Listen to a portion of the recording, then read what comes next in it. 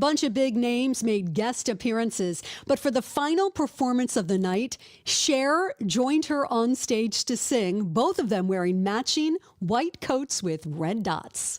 Stacey Lynn, CBS News. I'm Matt Morgan of Morgan & Morgan. Your car steering wheel could be a ticking time bomb. At least 24 people have died and many more injured because their airbags fired shrapnel at them upon inflating. Tens of millions of cars have been recalled. If you suffered cuts that required stitches, hearing or vision loss, or broken bones, please contact us today. You could be owed money for medical bills and other damages. Morgan & Morgan. Visit us at badairbags.com for an office near you. Prior results do not guarantee a similar outcome. When your name's on the paint job, your primer better hold up. Painters trust Kills primers for serious adhesion, stain blocking, and a finish that lasts. Now, the full Kills lineup is available exclusively at the Home Depot. Need it fast? Get same-day or next-day delivery, or order online and pick it up in-store. Kills primers. Pro results. Faster. The Home Depot. If you're a pro, you know. Broadcasting from the Middle Tennessee Electric Studios, MTE Sharing Change is funded by members who round up their electric bills to the nearest dollar each month as a donation and support hundreds of local nonprofits. Find out more at sharingchange.org. WGNS Murfreesboro, W270AF Murfreesboro, W263AI Murfreesboro, Smyrna. We're the Good Neighbor Network, FM 101.9 and AM 1450 Murfreesboro, FM 100.5 Smyrna, audio and video streaming at wgnsradio.com. This is the WGNS Action Line, talking with Rutherford County newsmakers about what matters most to you. Now, your host, Scott Walker. Right now that time, 8:17, you're tuned to WGNS. On this Tuesday morning, I almost said Monday morning. It's not Monday, it's Tuesday. Anyway, today we'll be talking about the Rutherford County school system. We have Dr. Jimmy Sullivan with us, Director of Schools, and James Evans, Chief Communication Officer. And how are both of y'all doing this morning? Doing great. How about yourself? I am good. And James, you got to give me just a second because for some reason your mic was set incorrectly, so... You know what? Was he muted? He's muted, and man, this is the one day we can't hear him. We can only hear you. Amazing. It could be a good day for you. So anyway, let me. I tell you what. Let's take a quick break, and we'll check on the traffic situation, and we will be right back. Here in the last few minutes, building in from the west side, I-40 at Charlotte Pike. It is slow now, 65 south at Trinity Lane. Still continues to get heavier up through the Antioch area on 24 going westbound as traffic continues to pick up in from Mount Juliet, Wilson County on I-40 headed into Hermitage. When you need dependable towing for your car or truck, call STR Towing and Recovery, strtow.com. I'm Commander Chuck with your on-time traffic. The Action Line on FM 101.9 and AM 1450 Murfreesboro, FM 100.5 Smyrna. Listen and watch at wgnsradio.com. All right, 8:19 right now is the time. We'll try this all over again. Again, today we're talking about the Rutherford County school system. And James, try to talk into that one. Let's see if this one actually works. Good morning. That's amazing. There he is. Yeah, Dr. Sullivan's been hoping for a mute switch for me for many years, so he got his wish this morning. That's right. If only you could just have that throughout the day. It'd be amazing. And I'm sure some kids would appreciate that too on those days where they were hoping you would call, for the schools to be closed. Yeah, those days that I call and say we're going back to school, they wish they could meet me then. That's right. Those were the days. So what all is happening right now within the Rutherford County schools? Because, the school year really just started. It seems like it just started, but we're on day 18 actually, for the school year. So we're well into it as far as our preparation and getting students into the school year with our teachers ready, and so we're fully operational at this point. And then how big is that student population at this point? Very close to last year, so between 52 and 53,000. We grow quite a bit in the month of September, and so we wait until the end of September to really finalize where our numbers are. That's because of all the people that move here from other locations that are used to school not starting till after Labor Day, so we see quite a bit of an uptick in these next couple weeks. At least that's been the trend the last couple of years. And that is, I guess, that ranks us as what, the number 3 or number 4 largest system? We're number 4, so we are behind Memphis Shelby's first, Metro Nashville's 2. We're catching Knox County, and then we've distanced ourselves from Hamilton quite a bit, so we're 5,000-6,000 larger than they are. Man, it's hard to believe we've grown that much over the years. It is, and I think what is even more interesting is that for everyone listening to know that as of enrollment last year, we're the 84th largest school system in America. Wow. And so when people think of Rutherford County being born and raised here, I don't think of Rutherford County being that large, but I never would have guessed it. That's how large we are. We are a large school system that tries to pride itself on still feeling small. It's insane to think about. I mean, it really is, especially if you grew up here. Nobody would ever guess Rutherford County would have grown to be the 84th largest in the nation. Man. So what do we have in store for this school year, and what changes are being made this year? Because I know there are quite a few things that are happening. Yeah, so a couple, if you don't mind. I'll just kind of start with what our goals are for the school year. So we talked, I go to each school at the very beginning to talk about what our goals are. First was consistency. We're a very high-performing school system. We want to make sure that we continue to focus on what we do well, which is student performance and making sure that we're that large school system that still feels small. And so making sure we stay consistent there. Being flexible, so we knew there were a couple of new things for us this year. One that was our choosing, one that was a new state law. Cell phones not being permitted during instructional time was new for our students. And then weapons detection system that has rolled out officially this morning. So that's why we're over here checking our phones to see how things have gone. And then third, just being aware that we are the 84th largest school system. So what happens nationally doesn't necessarily mean what's happening here in Rutherford County, but we still have to be aware of what's going on with those trends so that we can ensure that our students and teachers still have the best school system. And whenever you roll out a new program like that weapons detection system, what types of events or occurrences do you expect for this first week or so? Yeah, so going with that second goal of flexibility, going to each school, we talked about how we're going to have to be flexible. The first couple weeks, anytime that you start anything new is going to be tough. And so reminding yourself what the purpose is to ensure that we put yet another thing in place to make our campuses as safe as possible for our staff and our students. And then just over communicating what the first weeks are going to look like, over communicating to students, but truly until they go through it, that's when the real learning occurs. So you can communicate as much as possible, but until students experience it, that's when the learning is going to occur.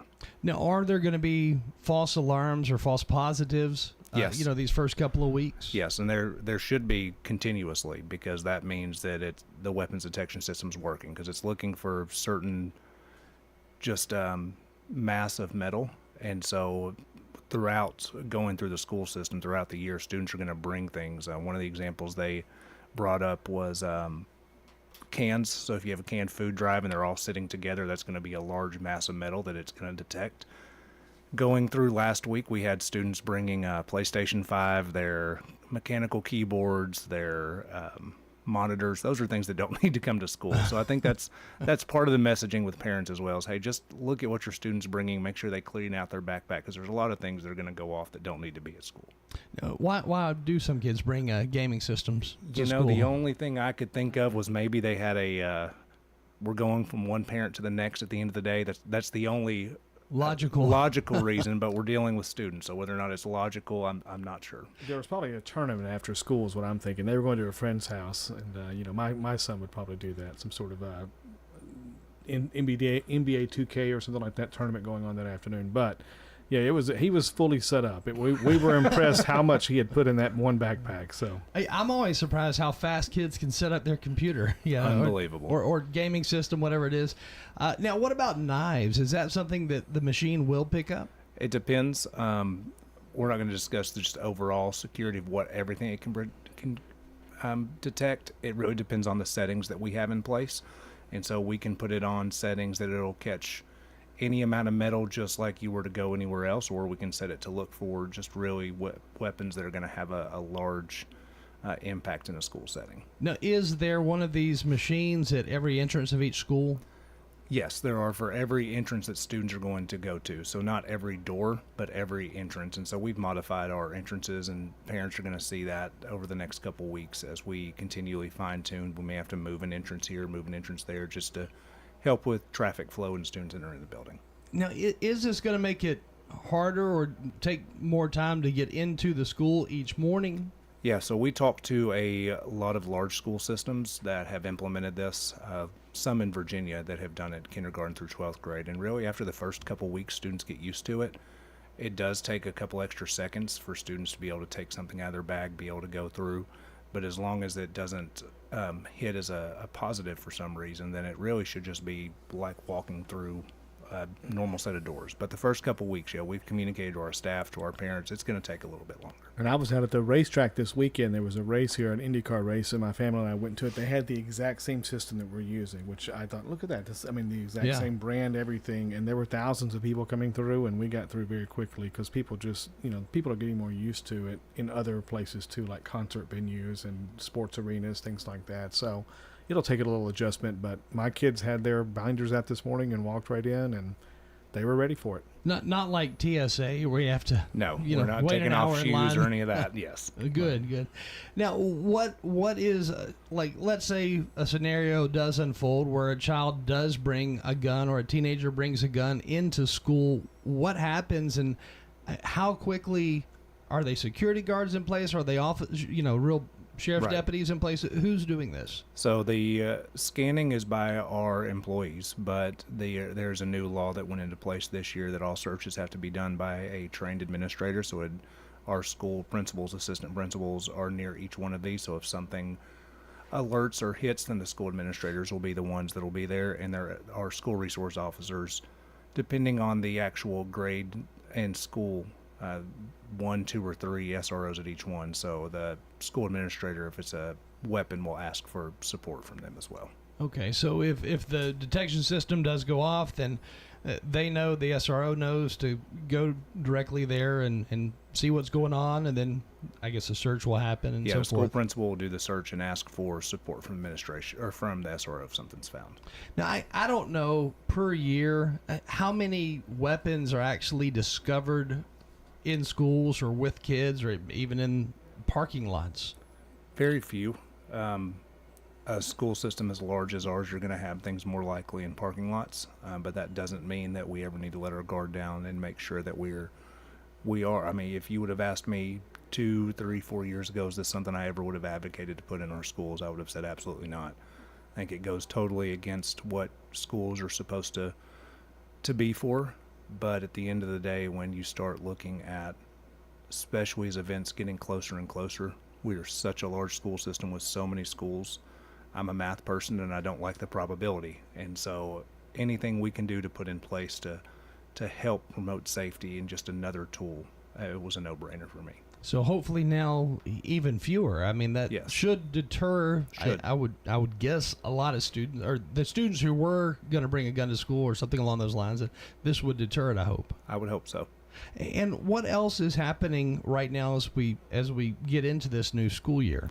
Yeah, a lot of things to celebrate. So we have had ribbon cuttings for 3 new additions or schools. And so those are huge celebrations that have been a partnership between us and our funding body, the County Commission and the School Board. And I think what makes it unique is that the school system was able to partner by using some of our own funds to be able to use that. And so first we opened Poplar Hill, our new elementary school. So the county school system used $30 million of our reserves, if you will, to help pay for that. So there was not a tax increase there. We had our addition at Smyrna High School, had ribbon cutting last winter, but we have now done our ribbon cutting for Riverdale High School. And then we have Oakland High School coming up September 28th. Those were huge additions, but because of our support with our local legislators and our new funding formula called TISA, that also did not require a property tax increase. They moved 10 cents off the property tax rate to be able to fund these buildings. And so that was a huge partnership. And then we also had the former Laverne Primary, which is now Simon Springs. We were able to renovate that facility using previous funds. So again, just using our resources smart. We always like to be fiscally conservative, but also making sure we provide the resources that our students need. So we've had those ribbon cuttings, and then we just approved our school board, so it's going through the county commission process last week, and will continue the next 2 weeks, is the purchase of land on the kind of northwest side. And so that is again being funded by the school system's reserve funds, not a property tax increase. So that's going to be for another future school. Yes. And what grades will that be for? And what area are we talking? I mean, what roads are in that area? Yeah, so it's Rocky Fork and Lee Road. It's really very close to Stewart's Creek's campus. And with all of the growth that is happening west of I-24 and north, kind of in that Laverne cluster west of I-24, the Smyrna-Laverne cluster, so it would support that. It's at least a 2-school campus. Our school board has not decided what type of facility we want to build there. Secondary school would be first. So a high school, middle school, potentially combo. But if it's a smaller campus, you could potentially get 3 schools there. Yeah. Hey, man, the cost of schools, the cost of construction in general is so much higher today when compared to, even 5 years ago. But the costs have gone up greatly.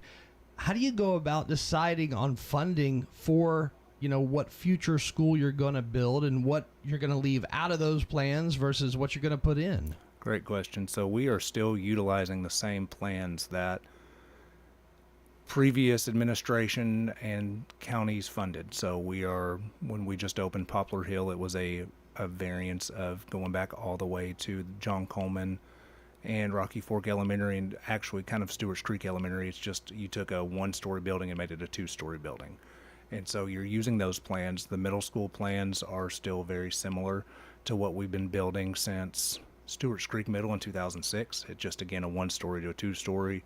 And then our high school plan has also not changed since Siegel High School in 2002 or 2003, whatever year that school opened. And so that helps save an architecture cost and keeps our build. I know that people talk about you build Taj Mahals, and we don't build Taj Mahals. If the buildings have columns, they are not our school buildings. And so we try to build them to look nice, but also at a way that is, again, fiscally conservative for our taxpayers. And kind of give us an idea for the most recent school built, which would be in the Blackman area. That school cost about how much, and then how much are we looking for a future build? Yeah, Poplar Hill Elementary was a little bit over $60 million, and so that one again was funded $30 million from our school reserves, and then $30 million was with county commission funding. The middle school we had anticipated being about $85 million, and it actually came in under.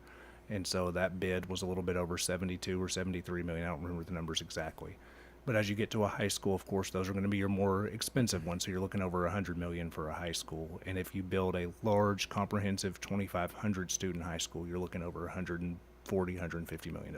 So when the schools announce, this is the cost to build such and such school, are they including in that the cost of that land, or has that already been, is that separate? For us, it is usually already separate because we've already purchased it. Okay. Not to say in the future that couldn't be part of it, but usually it's separate.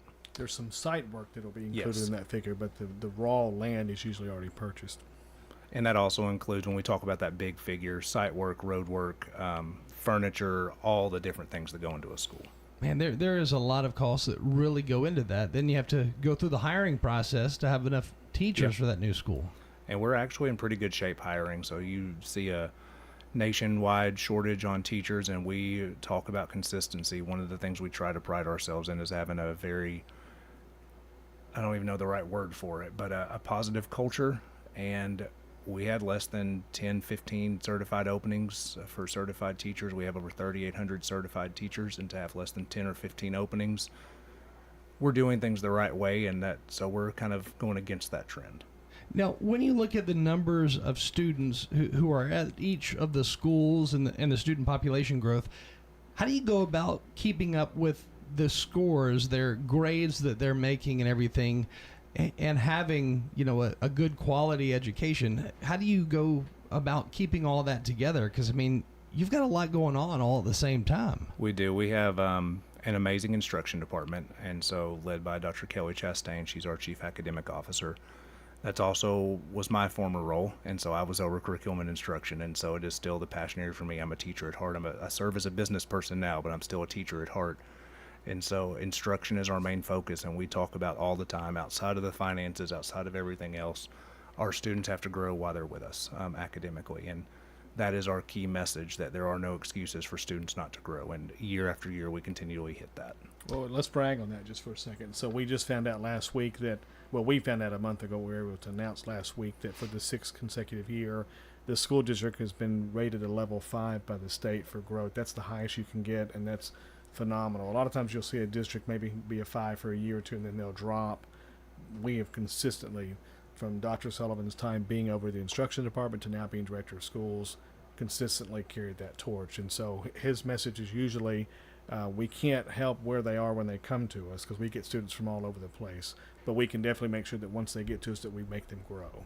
And a level 5, a level 3 is considered 1 year's of normal growth. A level 5 means they're growing even further than they should have in a year. And so it's just a tremendous thing for the schools to do that. When the schools are doing as well as they have been doing, do you sometimes have parents who try to register their children who they may live in another county, but they try to figure out ways to go around that? That never happens, Scott. Not at all. Never happens. Not at all. No. How do you figure that stuff out? I mean, how do you know when that is taking place? Well, a lot of times you'll catch it. The schools are really meticulous about going through the proof of residences or proofs of residence that we require. There's a couple of different things that parents have to turn in, but there's probably some that still get through. We know that they're using someone else's address, but they've gotten pretty good at knowing.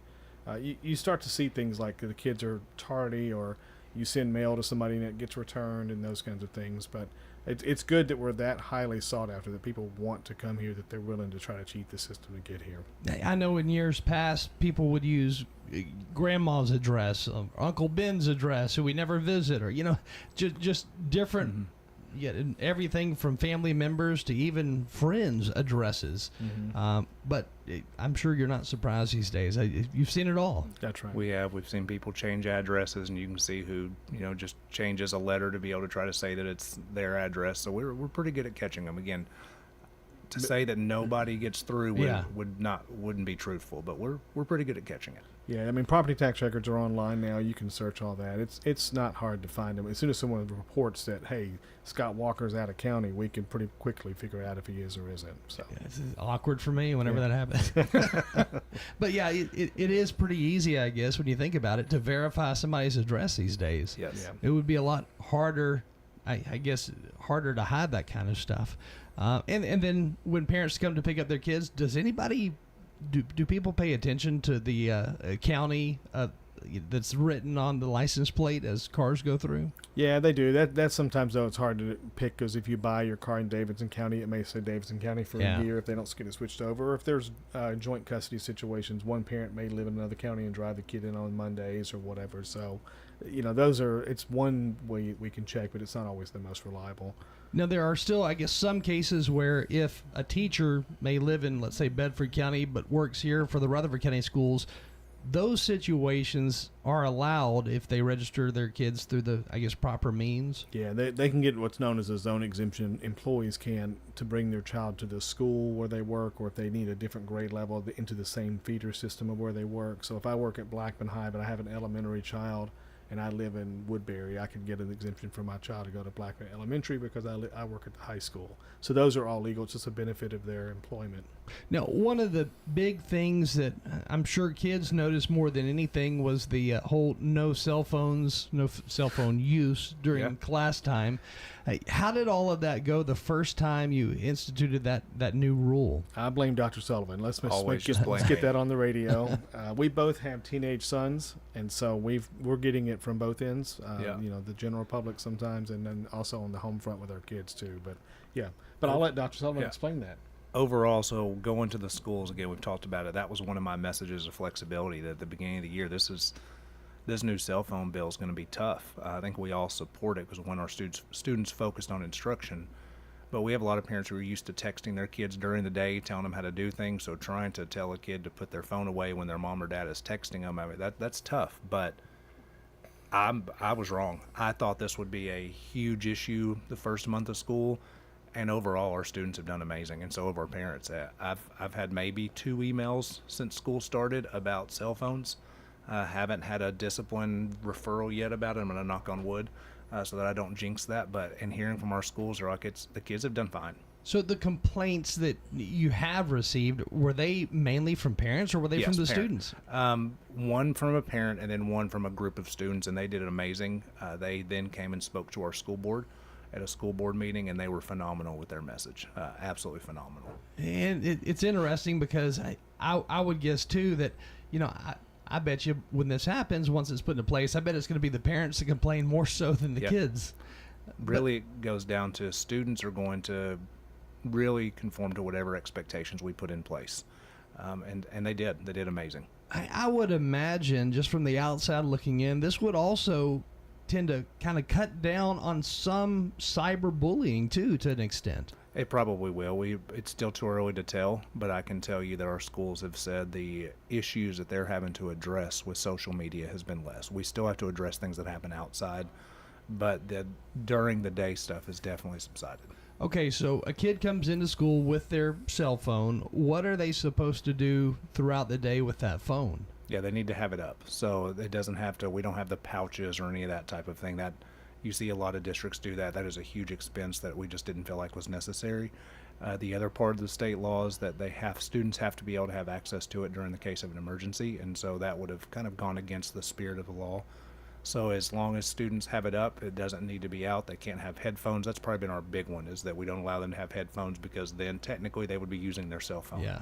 And so they just need to have it up. We don't need to see it. It is interesting. When I look back when I was in school, I never had a cell phone in school. So I never would envision that something like telephones in a school would be a problem. Yeah. But you guys have seen it as being a big problem year after year, so now this hopefully solves a lot of that. It does, and it's definitely helped hearing from some of our teachers that kids seem more focused. And then I've had a couple parents reach out and say that their kid is exhausted by the time they come home because they used to be able to be on their phone during lunch or class change, and now their kid's having to socialize, and just the social interaction when they get home, they're done. They don't want to talk to anybody anymore. Right. And I've got a middle schooler and a high schooler. They both have phones, and we had a little slogan that we put out this year, like during the day, put your phones away. They both keep them in their backpacks. They leave them on typically, but it's on silent, so I can track them if I want to make sure they're still actually where they're supposed to be. But it's good for parents, that peace of mind that after school, if they walk home or if they have a practice or something like that, they can still get a hold of their children. But during the day, there's really no reason to communicate. But my oldest son has made a couple of comments. I told him to make sure he rescheduled a doctor's appointment, and he kind of snidely said, well, I would, but I can't have my phone out of school, so you're going to have to do that for me. And so little jabs, but they all seem to be adapting just fine. But if you think about it, the iPhone came out in 2007, so that's 18 years. These kids have grown up in the smartphone era that we weren't in. Yeah. And so it's really a part of their lives. But I think we can all probably benefit from a little break from screen time, on all fronts. Yeah, and on the socialization side of things, I didn't think about that part of it, but man, this really does kind of force the kids to talk to one another. It does. Yeah. And that was one of my concerns. I thought, all right, now they're socializing again. Maybe they don't have that skill set. Is that going to lead to some issues? And so far it hasn't. I'm sure at some point it will, but so far it hasn't. School bullying overall, I know I mentioned cyberbullying. That's probably down because of or maybe at the end of the year we'll know for a fact that it's been down because of the lack of cell phones. But bullying in general, is that still an ongoing battle, or what does that look like today? Yeah, it's something that we always deal with because you have things that happen in school, out of school, students trying to figure out where they are, and as students move into middle and high school, you go away from the parents being the most important thing to them, and I'm dealing with that right now as an 8th grader, and so it's their peer group that's the most important. And so what we try to educate students and parents on is the difference between bullying and conflict. And so bullying is when you really have a difference in power, and so somebody's truly exerting power over someone else, and that conflict is normal and natural. And so that's how they are figuring out how to adapt and have meaningful conversations with different opinions. But when somebody is truly having and exerting power, then we need to get involved, and usually it comes from parents making us aware. And so that's one of the hardest things, like, how come you didn't know about it? Well, until somebody tells us, it's hard for us to know about it. Yeah. Again, we're talking about the Rutherford County Schools this morning, and today in studio we have Dr. Jimmy Sullivan, the Director of Schools, and then also with us James Evans, and he is the Chief Communications Officer for the schools. Right now the time, 8:45. We're going to take a short break, and then we will be right back. If you have any questions, you can text those in right now at 615-893-1450. Again, 615-893-1450. When the unexpected happens, fire, water, or storm damage, Farrah Construction can help. Farrah Construction is also there to help when a car slams through the wall, and that seems to happen more often these days. I'm Ron Hall. Let our family at Farrah Construction help you. Call Farrah Construction and we'll board up, put down tarps, secure your home or business until the insurance coverage is approved. I'm Ron Hall. Shop local. Let our family business help you. Farrah Construction Company. Are you tired of constantly spending money on sprays and other things to control mosquitoes around your home?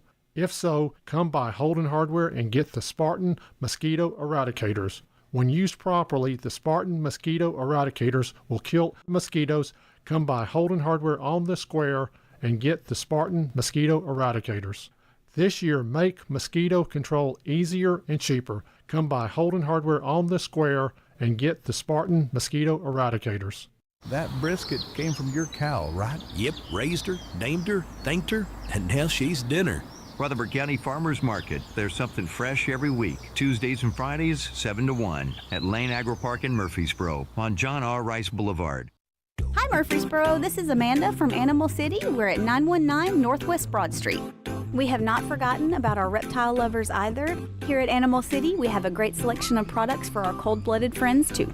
Here at Animal City, we have a full range of habitats, substrates, and other accessories. We have a great selection of products for our reptile lovers. We are so proud to be Murfreesboro's pet destination for 35 years. Animal City, 919 Northwest Broad Street.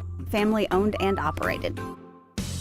The Action Line on FM 101.9 and AM 1450 Murfreesboro, FM 100.5 Smyrna. Listen and watch at wgnsradio.com. Again, right now that time, 8:47. We're talking about the Rutherford County school system this morning and have guests in studio from the county schools. We have the director of the schools, Dr. Jimmy Sullivan, and also James Evans, Chief Communications Officer, both again with us today. And this school year, some changes, some bigger than others. Of course, the weapons detection system, is that one of the biggest changes, or is it the cell phone and the lack of students being able to use those cell phones? Which one's bigger? Probably both, just in their own right. And we had them. We wanted to make sure that cell phones were first, and we wanted to do all our training right for weapons detection. So that's why we started weapons detection in September, so that it wasn't both right at the beginning of the school year. Now, are there any other new things that are happening this year? So I'm hoping that we will have a year that we can focus on academics and focus on students and our teachers. There's a couple other items. Of course, we talked about the purchase of the new land for high school. We will eventually get to where we were requesting funding for that, so that'll probably be towards the April-May period of the budget cycle. And then we will have to finalize, our board will have to finalize middle school rezoning. So we did district-wide rezoning last year with elementary and high school.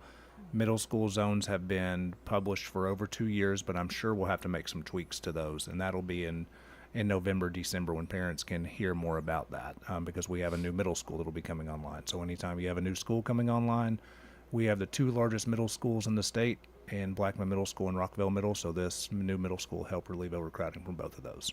It seems like zoning issues are something that, you know, you'll have some complaints here, some people will be positive about it over here, but you'll always have some type of stressor when it comes to school zoning. You will, and I remember James last year, he told me, because we'd had a pretty good 2 years we haven't rezoned yet, and he said, just know that, you know, you're going to take some heat for rezoning. It doesn't matter what you do. You're just going to take heat for rezoning. It's my first time going through it, and that's definitely the truth. But at the end of the day, you have to understand that parents, where they're coming from, that either moved here or lived here for a certain school zone, and it is my job then to make sure that all of our schools are as effective as possible so that it truly doesn't matter what school you're zoned to.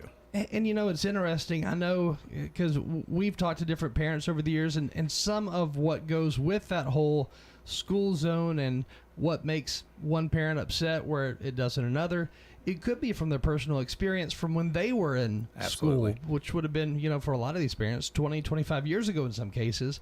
So it may not be a logical argument for them to say, well, I don't want them to go here because of X, Y, Z. Well, we did away with that problem 30 years ago. Absolutely. Yep. What else do you hear from parents when it comes to that zone, that school zone where they're in and where they're possibly going to be moved to? One of the biggest things that we've done over the years, which is good and bad, is that we've gotten where we build those 3 school complexes, and parents really like those, of course, but we always have a situation because middle schools have half the grades of an elementary, so you're going to have multiple elementary schools feeding into a middle school, and then typically multiple middle schools feeding into one high school because they're twice as large as the middle schools. So you're never going to have it where everyone who can go to those 3 schools, it's going to feed from different places, and they don't understand that. And sometimes we get the complaint that, hey, but I live closer to this school than this other school that I'm zoned for, because they're right on the edge of that zone.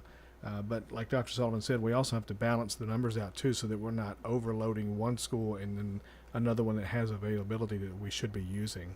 So that's just the ongoing thing with a county that's growing as fast as we are. The county commission is really good at working with us and trying to fund these projects, but they will also want to make sure that we're using all of our available seats before we come asking for these millions of dollars. Yeah, and I do think that our school board and our county commission, I think a lot of credit goes to them. The county commission's funded over $350 million in the last, I guess when we asked, 28, 29 months, and I don't know a time in history they have funded that much. So that shows how strong our partnership is. One of the questions that was texted into us this morning was asking about Will is asking, are there any grades that are more overcrowded than other grades right now within the county school system? Yeah, high school, middle and high school is where we're growing it, and it's a changing demographic for us.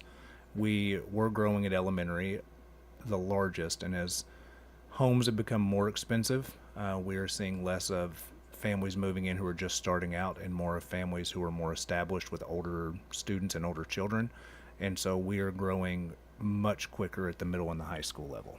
And I think it's safe to say that homes are only going to get more expensive in the future. Absolutely, and that's our only area that we're down in, and we're down just about 100 kids as kindergarten, and so that's a unique trend, and it's statewide, and it doesn't match our birth rate in the county. Our birth rate's up, so we should expect kindergarten students to be increasing, and so the only thing that really lends itself to is that, and that's for us, charter schools, everyone is down in kindergarten. For the most part, from what we've heard, and so it just lends to parents not being able to afford to live here. There's a potential, though, that next year we're going to see a kindergarten boom because 5 years ago was COVID, and so there may be a bubble in the pipeline, so to speak, and we may see a boom in kindergarten because people were at home more, of course, and I'm not going to go into details. Okay, I was just curious. How does that happen, Jay? Not sure, but birds and the bees were probably busier 5 years ago, and so. We think there could be a boom in kindergarten next year, but only time will tell on that. I'm curious because it seems like we're hearing about people who have kids a lot later in life than they once did.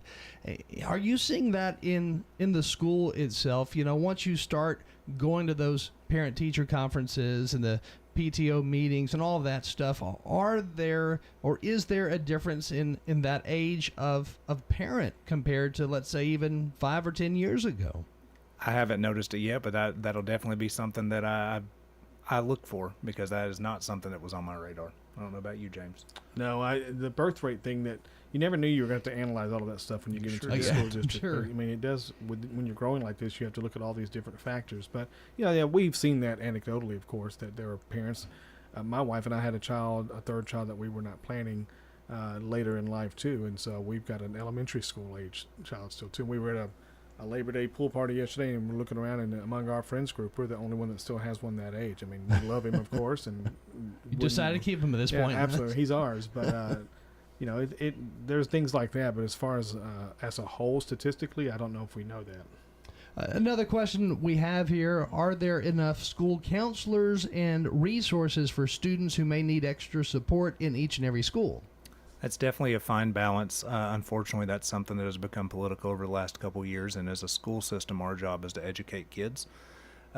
Unfortunately, you get the political noise behind that of your job is to only educate kids and leave the mental health aspect to mental health professionals or to the parents, and fundamentally I agree with that, but the reality is some students come to us with those needs that the parents either can't provide or don't know, and so we meet the state ratio of school counselors, but at all of our schools it's a counselor to 1 to 4 to 500 kids, and so you have a difference, and I think that's good for the community to understand. School counselors are not mental health therapists, and that they have a completely different training program, so what they can provide is completely different than what a therapist can provide. I was about to say, it seems like over the years, I don't know if the general public has taken on a different thought process of what school counselors are, but it does seem like it's almost like the general public, they assume that school counselors are mental health counselors. Yeah, definitely not. Completely different. Again, certifications, college pathways. School counselors are there to help with general, just, maybe a student is anxious about coming to school, helping them with their career path, with course selections, and just good habits. But as far as dealing with clinical diagnosis, that is something that a school system is not involved in. I wonder when that thought process changed, because when I was in high school, the only thing I thought of the school counselor for was to help, figure out, okay, you need to take this class, yep, and this class, and if you want to go to college here, you got that kind of stuff. I think at any time that you have issues in society, a lot of times the schools are the place that you try to fix that. Right or wrong, that's where society places it. And so that's probably where that came from, is that, all right, we have mental health issues, let's see if the school can do that. And again, that's not our place. Our place is to educate kids. It's kind of like police officers as well today. I mean, but they're almost social workers / psychiatrists and psychologists, right, all at the same time. Definitely. But things have changed a lot, I think, in general. What are some of the larger, more prominent questions you get asked these first couple of months of the school year? I mean, especially from parents, what are some of their biggest concerns or thoughts? Zoning are big ones. Am I going to be able to stay at this school campus for the entirety of my kids' educational career? And that's something that just really depends on where they live, and we can't answer yet. Safety, of course, and then just the academic performance of our schools. And so those are the big ones. And James, you hear from as many parents as I do, and then you have individual issues with discipline that parents get frustrated with. Yeah, relationships is the big one. It's just whether it's a good or a bad relationship. It's what parents are always calling, asking for help because child's getting picked on or not fitting in or not connecting. And, some of the things we talked about earlier with the restrictions on cell phones, we're hoping that will take care of some of that because people have lost some of those skills on how to operate in a crowd, basically. Yeah. And when it comes to discipline, that's changed over the years too. It has, but we also have, in becoming director, one of the things coming back from COVID is that you wanted to make sure that the rules and expectations were in place for students. And so we've really put a lot of emphasis, our school board has as well, of putting behavior interventions at our elementary school, expanding some of our options in our alternative school, and then unfortunately we've expelled a lot more students than we have. And because if a student is showing behavior that that's not appropriate for a school setting, you hate to place that. I don't take that responsibility lightly, but we have to have order in our schools so that everyone else can learn. I know we'd only have like 30 seconds left, but expelling and in-school suspension, those types of punishments, do those work well? I mean, do you see a difference in the kids when they return to the classroom? It really depends on the individual kid and the support you get from families as well. And with that, we're totally out of time. But thank you both for joining us this morning. Thank you. Thanks for having us. Again, we've been talking about the Rutherford County school system with the school's director, Dr. Jimmy Sullivan, and also James Evans, the chief communications officer. The time right now is just, 20 seconds away from the 9 o'clock hour. Stay with us because we do have more news and information coming your way next, including a look at national news with CBS Radio News and also local news. Again, all next. portions of our programming have been pre-recorded. The Good Neighbor Network, WGNS, Murfreesboro, Smyrna, flagship station for MTSU Sports. Courthouse clock time, 9 o'clock. Now an update from the wgnsradio.com News Center. Laverne city leaders are debating a potential change to the city's firework ordinance, specifically extending the discharge window past the current 11 p.m. cutoff on July 4th and New Year's Eve. The proposed amendment, introduced by police, would allow fireworks until 12:30 or even 1 a.m., prompting mixed reactions. Some officials voiced support for a later end time on New Year's Eve, but not the 4th of July, citing differences in cultural celebration. Local resident Antonio Herdo emphasized fireworks as a cherished tradition, while also raising safety concerns about how the younger generation handles them. Another visitor, Hayat Al-Shama, supported the extension, but acknowledged the startling nature of fireworks. The board of mayor and aldermen is set to vote on allowing fireworks until 12:30 a.m. on New Year's Day in their upcoming meeting. Meanwhile, just beyond Rutherford County, the Music City Loop project in nearby Nashville is gaining momentum. Elon Musk's Boring Company has begun tunnel construction to connect downtown Nashville to the airport, with the goal of reducing traffic congestion. Tennessee Governor Bill Lee praised the initiative for its innovation and cost efficiency, noting the project is progressing without current taxpayer funding. While some residents expressed environmental and transparency concerns, others view the tunnel as a transformative transit solution. As the project develops, its impact may extend into Rutherford County, especially as regional infrastructure evolves, alongside growth areas like Murfreesboro and Smyrna. That's all for now. For more quick local news, check out the Rutherford Roundup podcast. I'm Dalton Barrett for News Radio WGNS, part of your Good Neighbor Network, and I'll talk to you later. The Good Neighbor Network, on air and online at wgnsradio.com. Rutherford County's most trusted source for local news.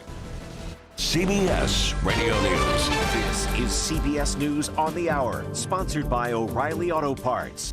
I'm Stacey Lynn. A judge has just ruled it was illegal for the Trump administration to send National Guard troops to L.A. earlier this year during immigration protests. CBS's Michael Wallace has details. District Judge Charles Breyer says the administration violated the Posse Comitatus Act of 1878 when it sent the troops to accompany federal agents on the immigration raids. That act prohibits the use of the Army and Air Force for domestic law enforcement purposes. The administration has argued the Posse Comitatus Act doesn't apply because the troops were protecting federal officers, not enforcing laws. There are still about 300